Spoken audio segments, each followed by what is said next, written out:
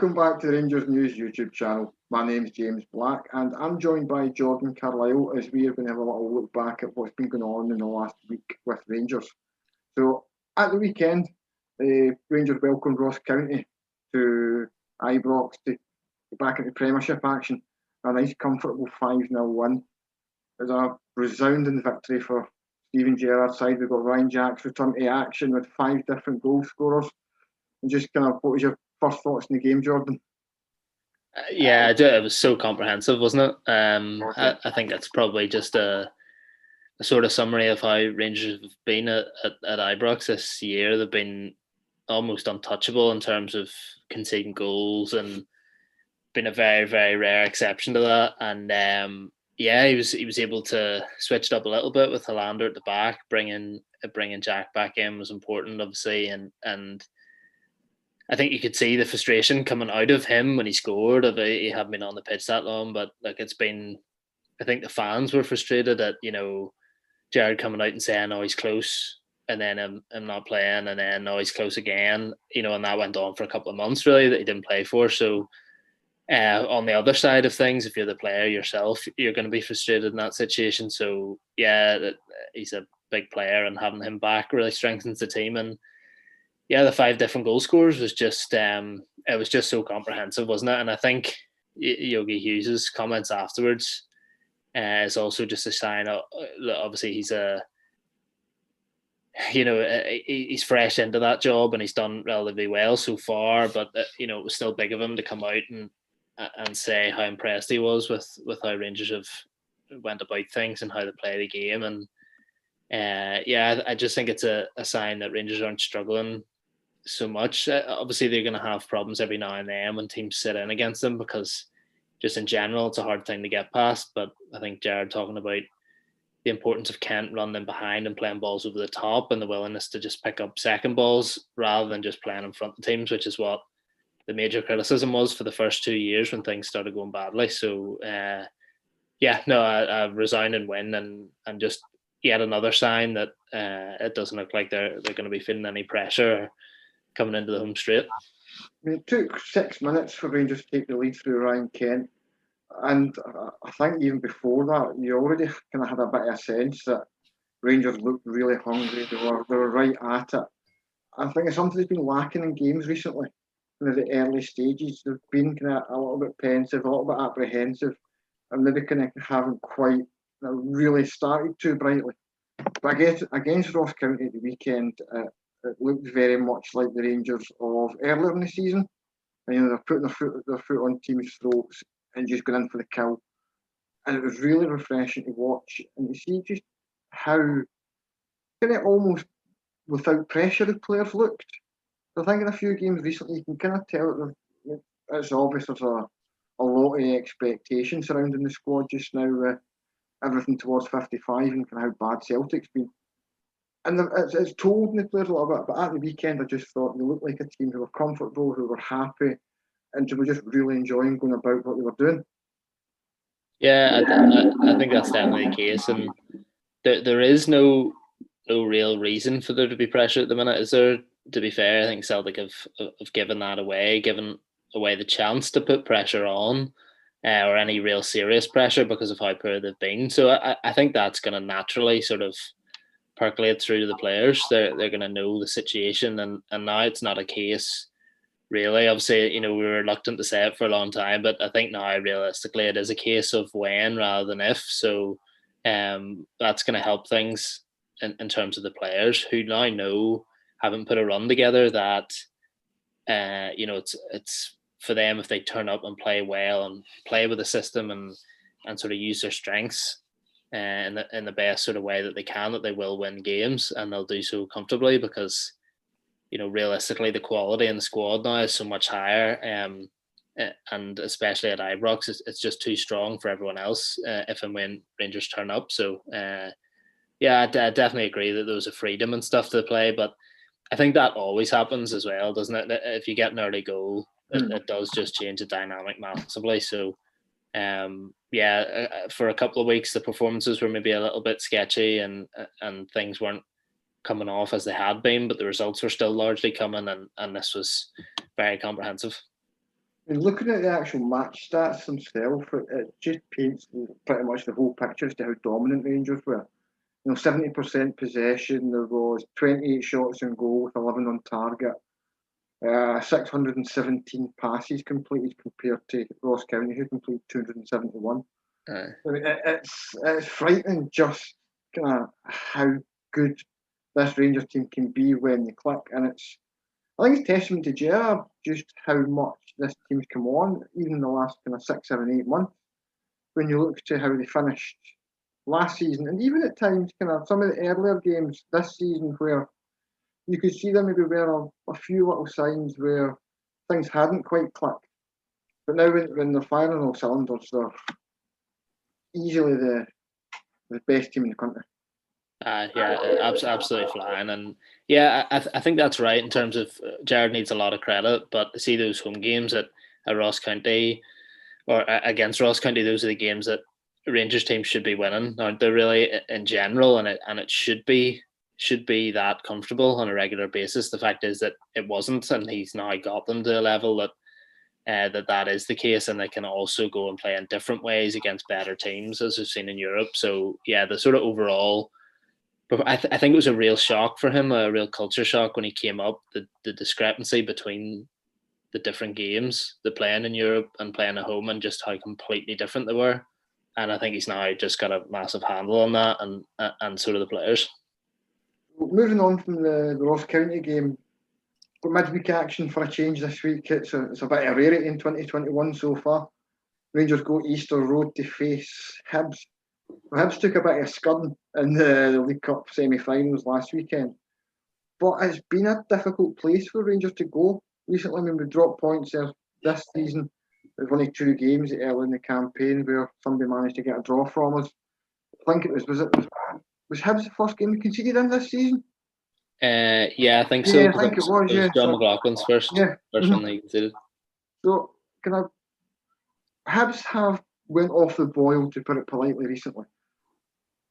Should it be as hard as we've made it recently, or is this a kind of comfortable win for Rangers, or should it be at least?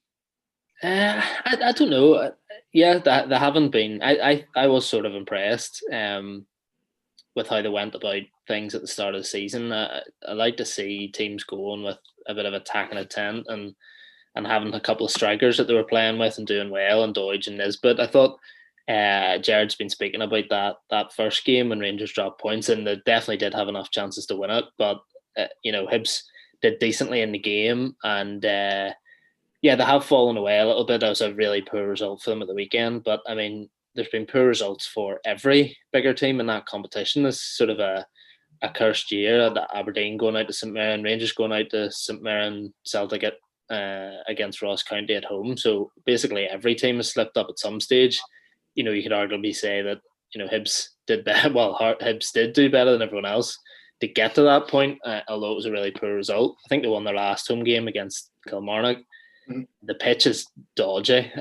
Obviously, Gerrard's spoken about that, and there's pictures from that game. It looks sort of like a beach, kind of like what Ibrox did sort of about 11 months ago, in really poor conditions. So that will play a factor. I think they're one of the teams in the league who have players who can hurt Rangers, and Nisbet particularly is dangerous. But yeah, in terms of what we're talking about there, in terms of there not being the pressure on the players, again, it's kind of different than other years. Maybe going there, absolutely needing to win. That's not the case. And while people will expect to win and they'll be looking to win, it does change the dynamic, knowing that they can't slip up. And now, a draw probably will be fine in one of the tougher games between now and the end of the season. But yeah, I think Jack being back it'd be interesting to see whether he plays or not, because sort of Gerrard's pointed to the pitch as something that could impact his selection decisions and that sort of things. But Rangers have got pretty much a full squad, and they can go into this. And I think they like the sort of weekend, midweek bounce in terms of coming off one game and flying into another full of confidence. So yeah, look, if they execute the game plan, it should be absolutely fine. speaking about that kind of run of results Rangers have had, it's for 25 games without defeating the league this season. And they kind of borrow a question for Football Manager that I'm sure plenty of folk will be well familiar with. Do you think a defeat sparks that loss of confidence that then becomes the kind of the issue, or do you think the squad mentally strong enough just now where it becomes a hurdle? They know they've got that much of a cushion and they can kind of just brush it off. We've seen it after the St Mirren game in the Cup, but I think losing a game in the league would probably be a little bit different, just because it's not quite got that whole one-off game thing around about it. But do you think it would kind of spark a confidence issue, or brush it off, go again, and back to winning ways as soon as?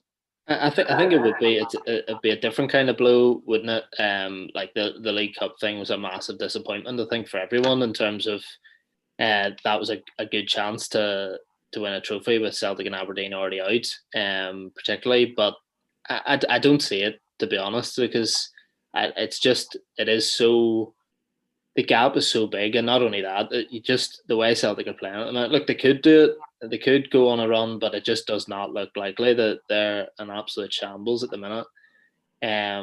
So the pressure's just not there, and they've sort of forfeited that. I think Rangers would know that this is one of the toughest games they're going to have between now and the end of the season.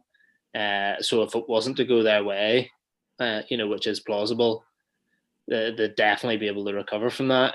It would just be disappointing, because I think secretly, there's a lot of noises coming out of the camp of we're taking one thing at a time. So not even, no one's taking the title itself for granted. But I think the standards are so high in the group, and with the management team, I think they'll be looking to go unbeaten. So I think they would be disappointed from that side of things, but not in terms of. I don't think it would derail anything. Just to quickly get back to the Hibs game before we move on, and Gerard's spoken about the pitch and he could make some changes for this game. Would that be something you'd be looking to do, or do you think it'll be a fairly similar 11 to the one that started off against the Staggies at the weekend? I think it will be similar.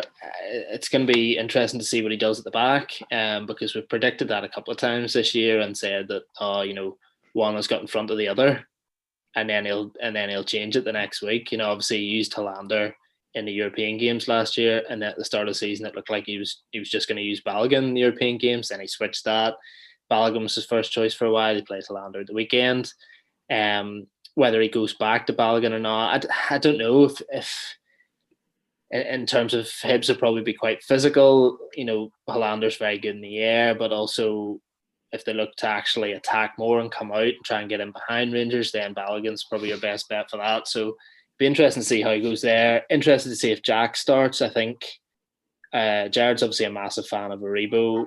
He hasn't always, I think I was fairly critical of him recently. I just thought he wasn't offering enough from midfield, but brilliant goal at the weekend. Is he really likely to take him out of the team after that? He might give Kamara a rest and stick Jack in for him there, but he's been talking up Hadji today and stuff like that. Roof's obviously not ready for a start, so I think it'll be pretty similar. A couple of decisions to make, but good decisions, aren't they? Because they don't really, whatever he goes for, the team isn't going to be drastically weakened if he decides to take a couple out. And there's people pushing for places. Again, I think Itten again, like the guy's been absolutely robbed that he's only started 2 games in the league, which is mental. So again, sort of I pointed to this before Motherwell, an away game against a more physical team. He could do a job certainly on that right hand side, offering a bit of aerial threat and the ability to go at players and get in behind. Hadji maybe doesn't have, but he's been brilliant creatively recently. So he's the top assist maker in the league, joint with Tav. So taking him out of the team, you lose a bit of spark in that side of things as well. So a couple of decisions to make, but people pushing for those spots. It's not a case of 3 of these players are really underperforming and they need to be taken out. It's just not the case at the minute. It hasn't been all season. And score prediction? I'm going to go 2-1. I think it'll be tight enough. I can't see Rangers running away with it. There was that one game in the last season when they started really, really strong. It was a mistake from the keeper and Kent scored and Rangers were all over them, but that was a bit of an anomaly. So I think they'll be smart a little bit from that League Cup exit. Be kind of tight, but again, I back Rangers to get it done. What do you think? 2-0 Rangers. 2-0. I think if Jack's back, I think if Jack starts to get a clean sheet, I think he's. He lets the attacking players concentrate more on attack. I think he just solidifies what we do defensively. I think Who's him and Kamara who's he starting for? Great. Probably Aribo. Aribo, yeah. And it's probably a little bit harsh on him, but I can't take Steve Davis out of the team and I can't take Kamara out of the team just now. I don't think Aribo does enough to allow Barisic to go. So I think if you play Jack, Davis and Aribo, you're also cutting off Barisic a little bit. You've not got that same kind of defensive cover. Whereas I think with Kamara's quite comfortable just slotting in at left back, letting Barisic go like Jack does on the other side with Tavernier. So yeah. So moving on to some of the off-field stuff that's been going on the last few days. Rangers confirmed the signing of Aberdeen's Scott Wright on a pre-contract. The 23-year-old will move to Ibrox in the summer on a 3-year contract and has sparked an unsurprisingly bitter response from Aberdeen fans. Ryan Jack took to his Instagram account to welcome him to the Teds. But what's your thoughts on that signing, Jordan?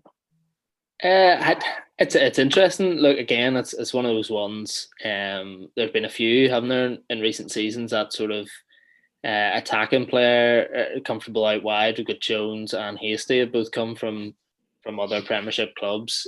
They haven't worked out, but I think I wish I'd written it down at the time because I was actually watching the. I don't think I'd actually seen him play a proper game before the game at Pataudry recently, and I must say the first 20 minutes I was sort of like, who is this guy, because he absolutely did Barisic and Goldson, and that just hasn't really happened. The only time Goldson has been done like that was Darwin Núñez in the Benfica game when he said afterwards he basically didn't have a clue. The guy was too quick for him.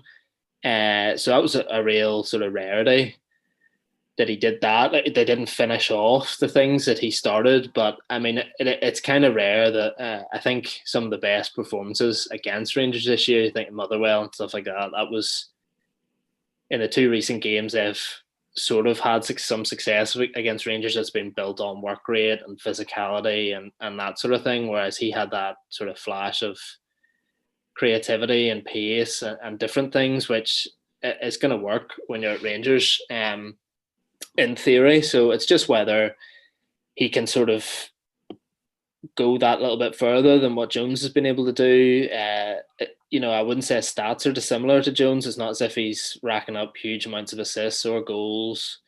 He's got a pretty questionable injury history in terms of having a bad knee injury. So there's things there that could be of concern, but I think it's a case of he's a Scotland trained player who you can bring in, which is a bonus. He's a good age. He's got sort of raw materials, and it's probably one of those ones where you're going to bring him in. He's not going to be a real high wage earner, but he's certainly got stuff there that it seems Ross Wilson and Stephen Gerrard are both very impressed by, and Derek McInnes is a big fan of him. So it looks good. I think it's good to getting attacking players in at Rangers is key, isn't it? And having that sort of flair and something a bit different, because really Barker's been there for a while now, hasn't really offered much. Jones is very much in the peripheries. Hasty nowhere to be seen. Murphy is joining. Hasty struggling on loan at Motherwell. Murphy's actually joining Hibs, so there's space for someone to come in there and either play in that inside forward role or give Rangers the option to actually go with two wingers in games. So it's positive, I think. If he comes this month, it won't be for a huge amount. Might slash that off McCrory's fee. If he comes in the summer, it's free. So very, very low risk. And could work out well. Might not, but either way. There was something really telling there as you went through that list of players. Twice you missed it, Greg Stewart. Oh yeah, which just says all about his Rangers career. It's. Aye. I mean, I think out of all of those players listed, possibly with the exception of Jamie Murphy, Stewart was probably the one that Rangers fans were most excited about when he was signed. But he's another that's just not happened. In terms of the bringing Wright in this month, kind of seen some of the comments coming from Aberdeen about it having to be like a fantastic deal to make something happen. I think for me, I think it kind of writes off a swap deal for anyone but Ross McCrory in essence. I don't seem to get the impression that Aberdeen particularly want anybody else that's at Ibrox. I don't think there's any real interest in bringing Greg Stewart back to Pittodrie. It certainly looks like there's no desire to take Jordan Jones. Barker again, I'd be very surprised. So it seems as though they want cash or written off Ross McCrory's value. But the worry for me would be that they want it to be like the majority of McCrory's fee. So I mean, if we're talking upwards of, I think what was £350,000 in McCrory's reported fee. I think if Aberdeen are looking for anything more than maybe 100 grand, you have to just say no. Because I don't think we're at a position just now where you spend that money to bring in a player who necessarily improves you immediately. I think it's not somebody. Like if you're looking at bringing in, let's say, Kamar Roof, and you'd signed him in a pre-contract and you go, we can get him cheap. Fair enough. But Wright's not likely going to come and be like an immediate starter at Ibrox. I think he's going to have a few months to settle in and show that he can compete with the likes of Roof, with the likes of Ryan Kent, Yanis Hadji, Cedric Kitten, and whoever else is kind of filling these wider spots. So yeah, for me it's a really odd one in that I'm not convinced that there's any point to bring him in January.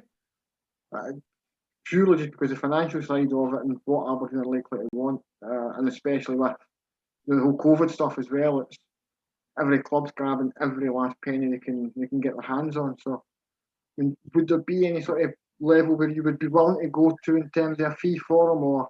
I think it's kind of different, isn't it? Having the concept of sort of writing off something that you're already due rather than parting with the fee. The thing is that yes, you don't have to pay the physical cash, but that'll have been factored into budgets and stuff that payment is coming at the end of the season. I'm sort of conflicted on it because I just feel that given the situation in the league, there's literally no need to do it. Rangers have got themselves in a position that Celtic have conceded the ground so much that Rangers could literally have just sat and done nothing this month and just saved the pennies. I think the point is that they don't want to be like that. They want to rest in their laurels and they want to sort of arrange things and get things moving for next season. In that way, bringing Wright in now is going to be helpful for him because Jared's has talked a lot before. I think he did it when Stewart came actually and talked about, these guys need to get into the system, need to learn how we play, need to know this and that. And that means that come next season, maybe doesn't play until the middle of September by the time he's got all that sorted. So that would work that way. I think something like that, 150 grand. Rangers still get something for McCrory and then he comes in the door. But I mean, it's not a disaster either way. And I think if Aberdeen have got to know that they're not going to get something massive for him, and I think it's telling that they're talking about taking it off McCrory's fee rather than it wiping it out. I don't think there's an expectation for that. So I think Jared said it's a bonus. That's, I think, what you would see it as, but there's absolutely no need for him to do it now. It might boost Rangers in terms of Europe. Obviously, a Scottish Cup to try and win as well, and a game changer might be helpful at some point along that way. But like the league's the main thing, and there's no need in terms of that. Well, moving on from Wright, there was a winger also left Ibrox this week. Glenn Middleton away to St Johnstone on loan for the rest of the season. Now, I'm a huge fan of Glenn's. I make no secret of it. I think he's a fantastic player, a great future ahead of him. Do you think this is a move now where it's kind of almost piss or get off the pot for him? I think he needs to. Jared made that fairly clear. I think it was interesting to see Jared talk about him because it's just not happened all year. He spoke about him after the Falkirk game, talked about how he might be useful. Huh? That was my question. I talked about how he could be useful at left back, how that could be a thing. Obviously, there's potential for Barisic to leave in the future. I can't see that. I just cannot see him playing at left back for Rangers with any regularity.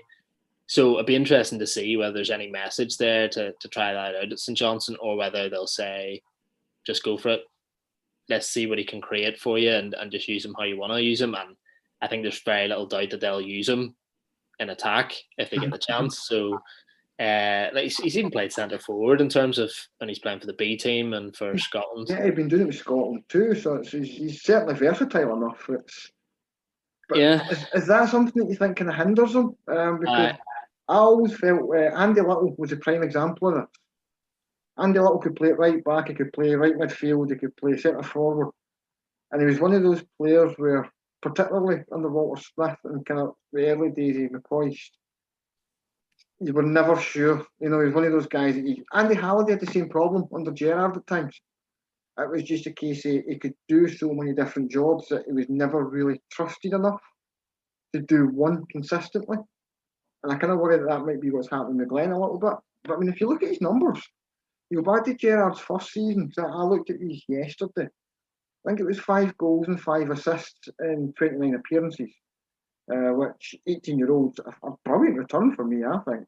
Scoring goals in the Premiership, scoring goals in the Europa League. And you compare to someone like Ryan Kent that season, who was 6 goals and 9 assists in 43 games. Kent gets a £7 million move. Middleton gets banned back into the 20s, and then out on loan doesn't quite work for him at Hibs. I personally think there's a little bit of hamstring with being there as the short-term Martin Boyle replacement. And then going to Bradford, he gets there, he just gets into the team, and then all hell broke loose with coronavirus, and he came back up the road. So it's, I mean, as I say, for me, someone who I think has a really big future ahead of him, whether that's at Ibrox or not, can anyone's guess. But do you think he does have a long-term future, or are we kind of, is this one of these moves to put him in the shop window now? It's interesting because I think you would say that Jared showed no confidence in him. Obviously, after he showed a lot of confidence in him, played nearly 30 games, and then nothing, literally not a game last year, and just Falkirk so far. And also the fact that Rangers signed multiple players who can play in a similar position to him across that stage. So there was no confidence there, but none of those players have taken their chance. In terms of Jones, Barker, Stewart, all these guys who can sort of play out wide. So yeah, I don't think it's closed for him, but what we're talking is I think he'll need to go, and if he's played 15 games at St Johnstone, we're talking 5-6 goals, same amount of assists, that he really needs to do well there. I think because it's going to take something fairly drastic to change Jared's mind. He obviously thinks, I don't know what it is. He was a little bit inconsistent, but he showed good finishing quality, pace, ability to beat a man, which I just, I think it is difficult for him because he goes away and plays for Scotland, and if he plays up front, it's very difficult for a player his size to succeed up there. Jermaine Defoe's obviously done it for years, but there's not many like diminutive strikers that succeed in a physical league. So that's not really helping his cause if he goes and scores a couple of goals for Scotland, because can he do it in the Rangers senior team? But if he plays out wide and has a real good go, then look, I think he's been a victim of circumstances slightly with his loan deals, but presumably, without being on the inside, he could have also done more. So it's a case of him knuckling down and giving himself the best chance. But I think he's still under contract for ages, because basically he broke into the team 2023, I think, and then they gave him a bumper deal and then didn't play him again. So he's got security in terms of that, but I imagine it's sort of a Doherty situation, isn't it? Maybe that this is the last time. If it's a third loan spell, they'll be looking to sell him afterwards if it doesn't go well, I think. Well, just finally, there was one of Middleton's kind of former B team teammates got a new deal this week. Nathan Patterson signing a 2-year extension to his contract to keep him at Ibrox until 2024. So Patterson's had 4 first-team appearances this season, and you kind of feel for him a bit. It must be a right kick in the balls to be, he's more or less he's the anointed one from the academy, and all players to be behind. you're behind the one guy who at right back scoring like 3,000 goals a week. It's it must just be so gutting for him at times just to be going up. And Tav never gets injured as well. Can you ever remember Tavernier being injured? There was one. Was there not a thing? Was there not one last year when he missed? It was after. Was it not after the break? Oh yeah, he had that wee spell where Flanagan came in, didn't he? Aye, but they had a bit of Flanagan, Polster, then Patterson made his debut. It was a couple of weeks, but that's literally it. Like the guy, that's been 5 years. He's had that kind of one wee spell. The guy's incredible. Like so, yeah. I think it's a massive sort of endorsement of just how well he's done in terms of training. Like the guy must be tearing it up in training to get a contract until 2024. Obviously, there's different factors because he's a homegrown player, and Rangers are going to want to keep that. He's a sort of a symbol because he supports the club as well, and that sort of endears him to the fans as well. It is kind of weird because you have a full season with the first team, or you're coming to 2/3 of a season or whatever it is in terms of league games, and he's made 4 appearances in all competitions. So if there was an injury crisis somewhere else, and someone else get promoted to the team, he could overtake him in 2 weeks in terms of appearances. What's even worse would be that he was almost certainly would have started against Falkirk in the League Cup. But then he was away with Scotland 21s and had to self-isolate after the COVID stuff. Yeah. So he missed that one. I mean, that was almost certainly a guaranteed 90 minutes for him against what is a good Falkirk side. But kind of circumstances went against him and really had to watch you home, most is. But kind of how big a future do you think he's got at the club? Because Gerrard's been out today saying that he's in no doubt that he's going to be a first team regular at Ibrox. And while I know I've not seen huge amounts of him, is that kind of, from what you've seen, is that something you can agree with? I think it's hard to tell in these situations because basically it is entirely dependent on Tav and how long he's at the club for and how that works out. Because it is a bit of a strange existence if you picture his next 3 years, 2 years doing the exact same thing. Gerrard and North Wilson spoke about having an 18-month plan and the announcement of his new contract. So, do you think he could go out on loan, or would you trust him to come in? Say James Tav, let's say somebody comes in for a £20 million bid for Tav tomorrow, as unlikely as it might be. We're just seeing it with your man at Celtic, who's a partner with Leverkusen for 10 million quid, so it's maybe not that unlikely. But let's say somebody comes in with 20 million quid for Tav tomorrow. Would you trust Patterson as your go-to guy for at least for the rest of this season? No, I don't think there's any. I just don't think there's enough evidence to support that playing at that level. There's a difference. I think he's been brilliant. He does look so good going forward. He's filled out a good bit in the last year. But I think the key thing is that Rangers are playing on the front foot when he's coming on, which is very different to the first time I ever saw him was last year at a youth league game. I probably spoke about this video times before. What? I was waiting for you to mention that, or I was going to. So I knew it was one that was coming in. The Madrid game. The Madrid game. See, to be fair, he got absolutely tortured by Rodrigo Riquelme, who was a cracking player. I couldn't believe that he ended up at Bournemouth actually this season.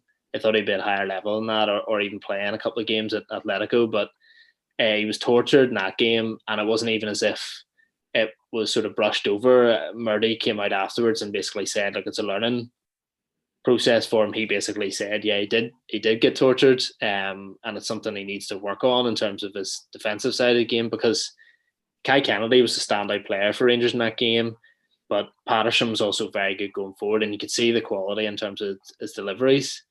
But that's the only time I've seen him play against a really good left winger, and he struggled. Now, was it a year ago?